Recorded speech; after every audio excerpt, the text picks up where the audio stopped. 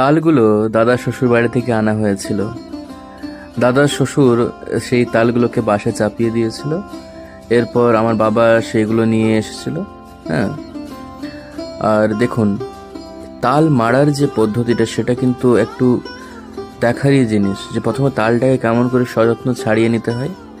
তারপর পরবর্তীকালে যে কোষগুলো তাল থেকে পাওয়া যায়, যে দেখতে পাচ্ছেন যে কোষগুলো আছে, এই কোষগুলোকেই ধীরে ধীরে ছাড়িয়ে নিয়ে একটা পাত্রে রেখে নিয়ে একটা ঝাঁঝরার মতো পাত্র নিয়ে সেই ঝাঁঝরা পাত্রটাতে ভালো করে ধীরে ধীরে ধীরে ধীরে ঘষে নিয়ে এটাকে করতে হবে।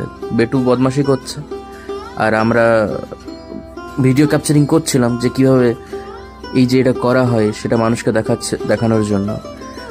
দেখুন, হাতে জল নিয়ে, সামান্য জল নিয়ে এক একটা কোষকে এই ঝাঁঝরা পাত্রটাতে ঘষে ঘষে ঘষে ঘষে, হ্যাঁ, ছোট ছোট দানা দানা দানা দানা ওই যে রসটা, যে কি বলবো, মাড়িটা, সেটা ওই নিচের যে গামলাটা আছে, ছোট গামলাটা, সেই গামলাটাতে একটু একটু করে পড়ে জমা হচ্ছে।